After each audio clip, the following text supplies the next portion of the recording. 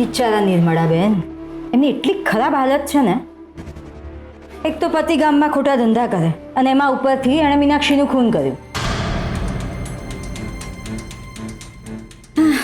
બિચારાની જિંદગી બરબાદ થઈ ગઈ છે. માંડ ડુંગરવાળો કેસ સોલ્વ થયો અને થોડા રૂપિયા આવ્યા હતા. પણ આ કાંડ કર્યો એમાં તો બધા જ રૂપિયા ખર્ચાઈ જવાના છે. અમને તો થાય છે કે ક્યાંક ભીખ માંગવાનો વારો ના આવે તો સારું છે. ભાભી, તમારા બોલવાથી જ ખબર પડી જાય છે કે તમને એમના માટે કોઈ જ લાગણી નથી રહી. એટલે પ્લીઝ આ દેખાડો કરવાનું બંધ કરી દો. દેખાડો? અમારી ફિલિંગ્સ તમને દેખાડો લાગે છે? અર્જુનભાઈ,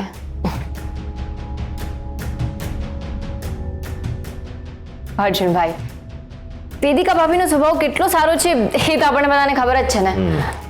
અને શું છે ને કે વેદિકા ભાભી આ ઘરના મોટા વહુ છે, એટલે એમને આપણા બધાની ચિંતા થાય સ્વાભાવિક છે. એટલે વેદિકા ભાભી તો ખાલી એમની લાગણી વ્યક્ત કરી રહ્યા છે. રાઈટ ભાભી? હાસ તો. બિચારા તમારા મમ્મી તમારા ડેડી સાથે રહીને કેટલું બધું સહન કરે છે. અને હવે કોર્ટના આટા ફેરા થશે એ અલગ. ડોન્ટ વરી ભાભી, તમારે મારી મમ્મીની ચિંતા કરવાની કોઈ જરૂર નથી. એમને કોર્ટના આટા ફેરા નહીં મારવા પડે અને ભીખ માંગવાનો વારો તો બિલકુલ જ નહીં આવે. ડિયર દેરાણી, તમે મારા શબ્દો ઉપર ના જાઓ, અમારી ભાવના સમજો. રાઈટ, મારે ભાવના સમજવી જોઈતી હતી. અર્જુનભાઈ, અમે તો આમના મમ્મી માટે ભગવાનને પ્રાર્થના કરી છે કે જેમ બને એમ એમના મમ્મીના માથેથી સંકટ ટળે. અને જો વિક્રમસિંહ છૂટી જશે ને તો અમે સત્યનારાયણની પૂજા કરાવીશું. શું વાત કરો છો વેદિકા ભાભી, થેન્ક યુ વેરી મચ. લાગે છે કે ભગવાને તમારી પ્રાર્થના સાંભળી લીધી અને મારા મમ્મીના માથે આવેલું સંકટ દૂર થઈ ગયું. અરે હા, હું હમણાં જ મારા ડેડીને શિવગઢ મૂકીને આવી છું. અચ્છા, જામીન મળી ગયા? સરસ. ના ના, જામીન પર નહીં, ફ્રી, ટોટલી ફ્રી.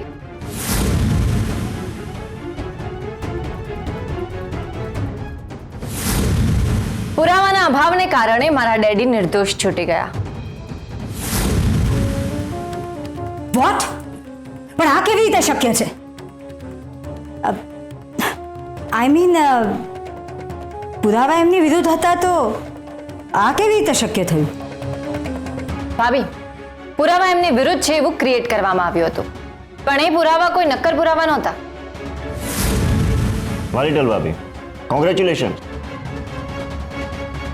તમે જે કહ્યું હતું ને એ કરીને બતાવ્યું. Thank you. જો અમારી વાત તો સાંભળો. પણ શું સાંભળીએ?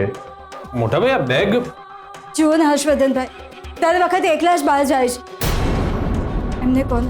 એમને કોને કે આ વખતે અમને પણ સાથે લઈ જાય. અમે અમારા કામથી બહાર જઈ રહ્યા છીએ વેદિકા.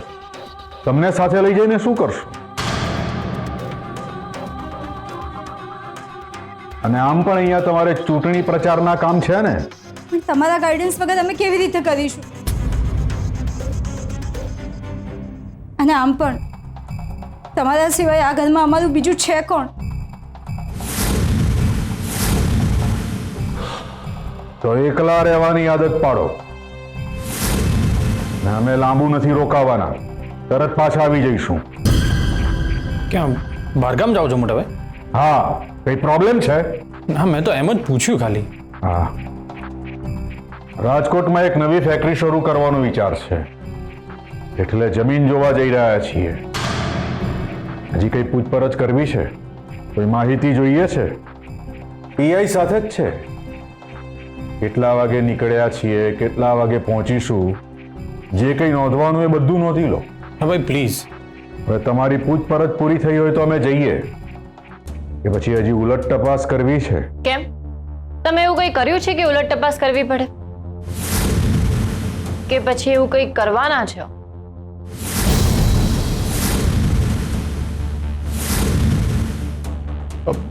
રિલેક્સ મોટા ભાઈ, રિલેક્સ કિશન.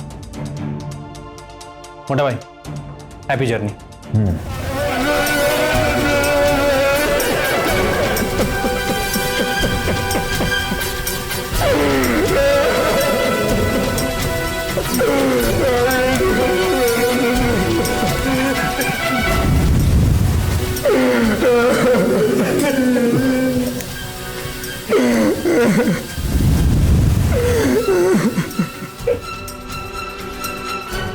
મને એવું લાગે છે કે જો બધા ખેડૂતોનો માલ એક જગ્યાએ હશે અને જો કોઈ મુસીબત આવશે તો બધા ખેડૂતોની મહેનત તો પાણીમાં જ જશે ને. અતુલ, તારે ખાલી ખેડૂતોના પાકનું રક્ષણ નથી કરવાનું, પણ એમના સપનાઓનું પણ રક્ષણ કરવાનું.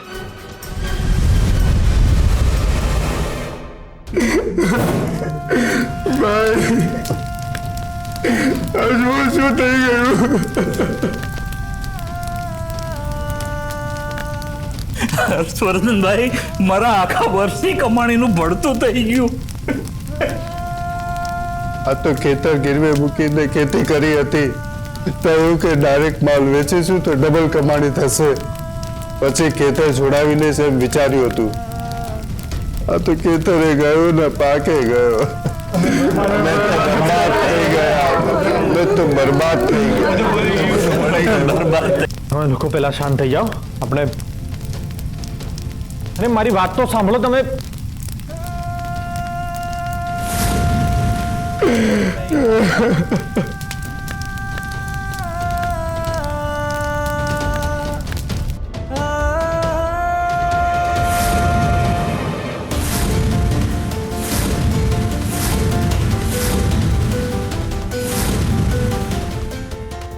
નીતિન, આ કેસરની ગાડી અહીંયા કેવી રીતે આવી?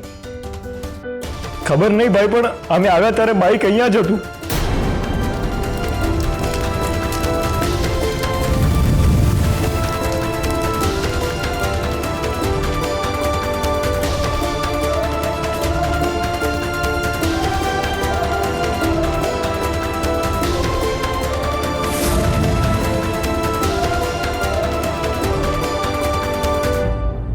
કેસર અહીંયા શું કામ આવી હશે?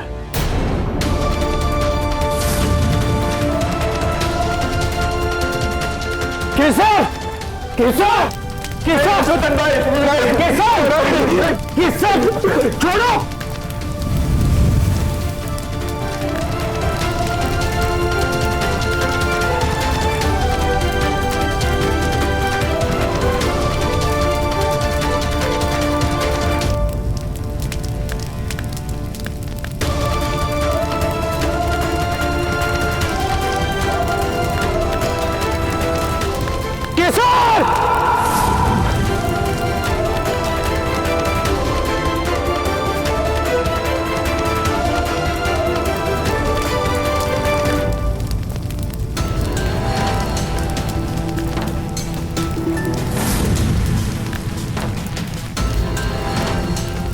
केसर, केसर, केसर, केसर आंखों खोल. यस, केसर उठ, उठ, उठ, चल, चल, चल. केसर.